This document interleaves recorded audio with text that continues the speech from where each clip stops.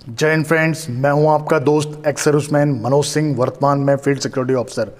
Friends, आज की video में हम बात करेंगे सोल्जर टेक्निकल की। बहुत सारे फ्रेंड्स का कमेंट्स आया था, सर टेक्निकल के बारे में एक वीडियो बनाएं। तो आज टेक्निकल के लिए मैं वीडियो बना रहा हूं और सबसे पहले आप लोगों को ये बताना चाहूँगा कि टेक्निकल्स का वर्क होता क्या क्या है या टेक्निकल ट्रेड्स में कौन कौन से ट्रेड आते हैं। तो वीडियो शुरू से लेके लास्ट तक देखें, काफ़ी नॉलेजेबल होने वाला है। और जो चैनल पे पहली बार आए हैं वो सब्सक्राइब करें, जो पुराने हैं वो लाइक करें। तो चलिए without wasting any time video start. Friends, video आपको आसानी से समझ में आ जाए और एक एक पॉइंट आपका क्लियर हो जाए, वीडियो को मैं 4 पार्ट्स में चलाऊंगा। तो इसी कड़ी में जो पहला पार्ट्स है वो शुरू करता हूं मैं आपको ग्रुप को लेके। पहले आपको बताता हूं ग्रुप क्या होते हैं। देखिए फ्रेंड्स, आज से 6ठे पे कमीशन के अंदर में क्या होता था, 3 टाइप के ग्रुप होते थे, X, Y and Z. X group में आते थे आपके जो टेक्निकल्स वाले, टेक्निकल्स के भी कुछ ट्रेड होते हैं, मैं आपको आगे वीडियो में पूरा बताते रहूँगा। और वाई में आता था सोल्जर जीडी, और जेड में आते थे आपके ट्रेड्समैन। ये तो लेकिन अब 7th पे कमीशन से जेड ग्रुप को कर दिया है ख़त्म। अब सिर्फ 2 ग्रुप बच गए हैं, एक एक्स ग्रुप, एक वाई ग्रुप। अब आप बोलेंगे सर एक्स ग्रुप में क्या फ़ायदा है, वाई में क्या फ़ायदा है। तो मैं आपको बताना चाहूँगा कि एक्स ग्रुप की जो बेसिक पे होती है वो वाई ग्रुप से ज़्यादा होती है। तो बेसिक पे ज़्यादा होगी तो डीए ज़्यादा होगा, डीए ज़्यादा होगा तो पेमेंट जो रैंक वाइज होती है एक्स ग्रुप की हाई होती है। एक फ़ायदा तो ये। दूसरा फ़ायदा होता है उसका प्रमोशन का एक्स ग्रुप और वाई ग्रुप में फ़ायदा ये रहता है कि एक्स ग्रुप में प्रमोशन के चांस और ज़्यादा अच्छे हो जाते हैं उनके। ये मोटा मोटा, लेकिन ये ज़रूरी नहीं कि 100% ये बात सटीक भी बैठती हो, क्योंकि कई इन्फेंट्री यूनिट्स होती हैं जहाँ उनका जो प्रमोशन होता है, इन्फेंट्री यूनिट में यूनिट वाइज प्रमोशन होता है। वहाँ यूनिट की स्ट्रेंथ के आधार पे और आपकी परफॉर्मेंस के आधार पे आपका प्रमोशन होता है। तो ये तो हो गए ग्रुप वाइज। अब बताता हूँ आपको टेक्निकल ट्रेड्स के बंदे कौन कौन सी रेजिमेंट में भर्ती होते हैं। तो सेकंड पार्ट में मैं आपको बताऊंगा टेक्निकल ट्रेड इन रेजिमेंट, यानी कि कौन कौन सी रेजिमेंट में टेक्निकल ट्रेड्स होते हैं। तो इसी क्रम में जो पहला है वो है कोर ऑफ सिग्नल्स, जिसका मतलब दूर संचार या टेलीकॉम का काम होता है, उसको बोलते हैं कोर ऑफ सिग्नल्स। तो यह टेक्निकल में भर्ती होने के बाद में आप कोर ऑफ सिग्नल्स में जा सकते हैं। सेकंड, आप जा सकते हैं ईएमई में, ईएमई कोर में, आपने देखा होगा ईएमई कोर। सेकंड, आप वहाँ जा सकते हैं। और थर्ड जा सकते हैं आप इंजीनियर में। इंजीनियर मतलब 2 टाइप की हो गई यहाँ पे भी, बंगाल इंजीनियर हो गई, मद्रास इंजीनियर हो गई और आपकी बॉम्बे इंजीनियर हो गई। तो इसमें भी टेक्निकल ट्रेड्स के बंदे भर्ती होते हैं। अब आपका जो 4th क्रम इसी में है आर्टिलरी की। आर्टिलरी में आपकी आर्टिलरी होगी, एविएशन हो गया, इसमें भी टेक्निकल ट्रेड्स के बंदे जाते हैं, जहाँ रेजिमेंट या कोर वाइज इनका अलग अलग काम या अलग अलग ट्रेड होता है। तो जान लेते हैं कि सिग्नल्स कोर में कौन कौन से ट्रेड होते हैं जो एक्स ग्रुप में आते हैं। तो इसमें फ्रेंड्स मैं आपको बताना चाहूँगा, इसमें यूमैन है, फोरमैन है, साइफर है, ये आते हैं आपके एक्स ग्रुप में।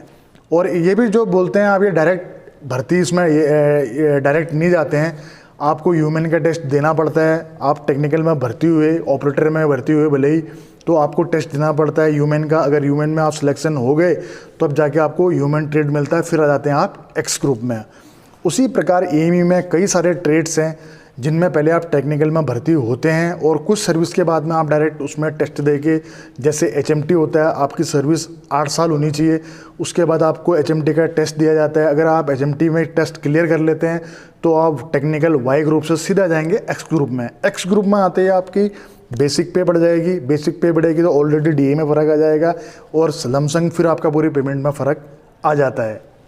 फ्रेंड्स, जैसे एचएमटी ट्रेड होता है ईएमई में, तो ईएमई में कई सारे ट्रेड्स होते हैं और अलग अलग उनके ग्रुप वाइज होते हैं। तो और जो ट्रेड होते हैं उनमें के बारे में मैं आपको और बता देता हूँ, जिसमें टेक्निकल ऑप्टो होता है, जिसका काम होता है रिपेयरिंग का मतलब गन साइड रिपेयरिंग का, चाहे वो नाइट की हो चाहे साइड, मतलब गन की साइड। और गन कोई सी भी हो सकती है, स्मॉल वेपन से लेके बड़े वेपन तक जो होते हैं उनकी साइट्स होती है, उनका रिपेयरिंग का काम होता है, भले वो डे साइड हो चाहे नाइट साइड हो। उसी प्रकार नेटवर्किंग का होता है, नेटवर्किंग कम्युनिकेशन का होता है। तो ईएमई में कई सारे ट्रेड्स हैं जिसमें कि आप टेक्निकल में भर्ती हो सकते हैं, और टेक्निकल में सबसे ज़्यादा जो भर्ती होती है वो ईएमई में ही जाते हैं, क्योंकि ईएमई में काफ़ी ट्रेड्स टेक्निकल के ईएमई में होते हैं।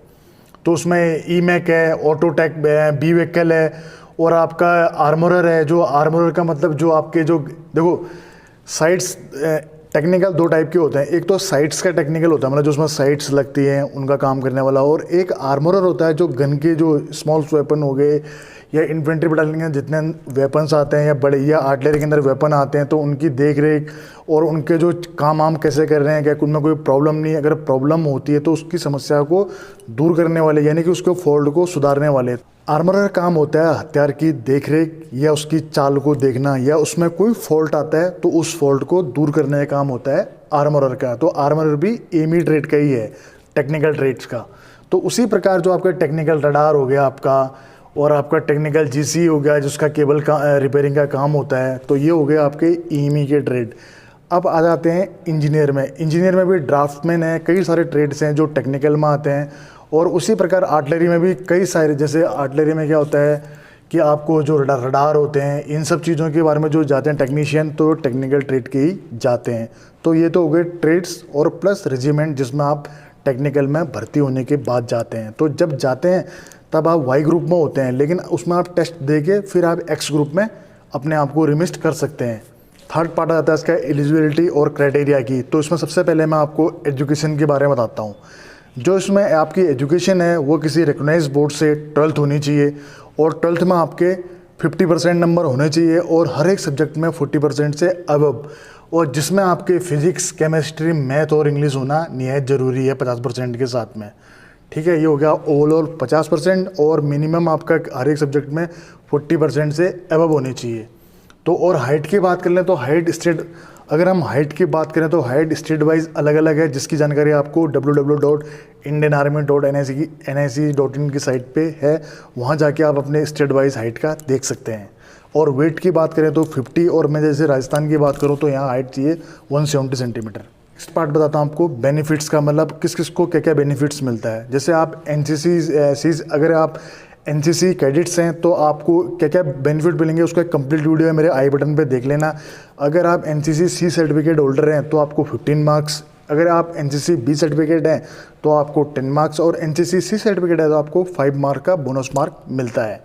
और टेक्निकल में एक खास और चीज़, एक पॉइंट और है, जो जिनका ओ लेवल होता है और वो DOE-ACCC सोसाइटी से रिकॉग्नाइज होता है, तो उन लोगों को भी 15 नंबर का बोनस मार्क मिलता है। तो फ्रेंड्स ये होगी एज की बात। बाकी आपका जो फिजिकल है, इसमें फिजिकल में भी सेम वही पार्ट, 1600 मीटर का आपको रनिंग, और 10 आपको पुलअप, और 9 फीट का डिच, और जिगजैग बैलेंस ये आपको होता है, जिसमें नंबर सिर्फ बिम के और आपको रनिंग के दौड़ते हैं। रनिंग के आपके 60 नंबर और बिम के आपके 40 नंबर।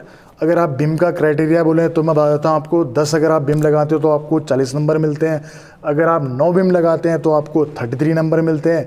अगर आप 8 बिम लगाते हैं तो आपको 27 नंबर मिलते हैं। अगर आप 7 बिम लगाते हैं तो आपको 21 नंबर मिलते हैं। अगर 6 बिम लगाते हैं तो आपको 16 नंबर मिलते हैं। इससे नीचे आते हैं तो फिर वो फेल की कैटेगरी में है।